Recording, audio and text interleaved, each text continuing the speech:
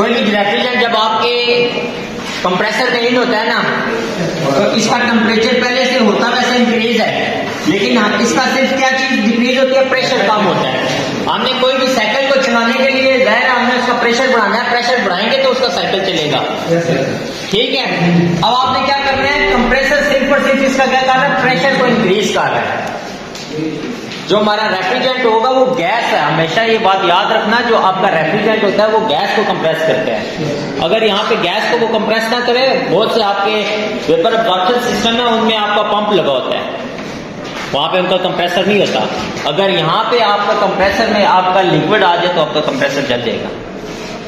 यहाँ पे जो आपका कंडेंसर होता है, कंडेंसर क्या करता है, जब आपके रेफ्रिजरेंट के अंदर हीट होती है ना, हीट उसको इन्वायरमेंट में थ्रो आउट करता है।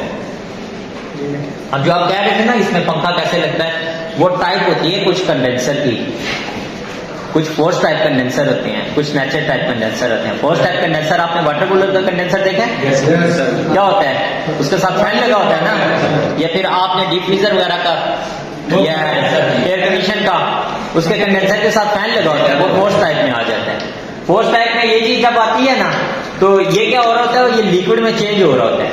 यहाँ से अगर हमारा ये वेपर फॉर्म में है तो यहाँ से ये लिक्विड फॉर्म में है। ठीक है, अब यहाँ पे जब ये लिक्विड फॉर्म में आएगा तो इसका टेम्परेचर क्या हो जाएगा, कम हो जाएगा। अब जब लिक्विड फॉर्म आएगी तो लिक्विड फॉर्म को हम क्या करते हैं, फिर रेफ्रिजरेंट कंट्रोल, जिसको एक्सपेंशन वाल्व कहते हैं, यहाँ पे फिर हमने इसको स्प्रे करना होता है। इसका क्या करने के लिए, प्रेशर कम करने के लिए। यहाँ पे हमने प्रेशर कम तब करना है कि इवेपोरेटर से ये स्पीड से ना गुजरे, आहिस्ता आहिस्ता करके गुजरे। अब इवेपोरेट यहाँ से जब ये रेफ्रिजरेंट हमारा गुजरेगा, अगर ये स्पीड से गुजरेगा तो ये कूलिंग नहीं करेगा हमारी कोई भी। यहाँ पे अगर प्रोडक्ट पड़ी हुई है ना, उसमें से हमने क्या करना है, हीट को निकालना है और रेफ्रिजरेंट ने उस हीट को अपने अंदर अब्जॉर्ब करना है। अगर वो प्रॉपर्ली अपने अंदर हीट को अब्जॉर्ब नहीं करेगा ना, तो ये लिक्विड से वेपर फॉर्म में चेंज नहीं होगा। यहाँ पे इसका क्या होता है, टेम्परेचर कम होता है।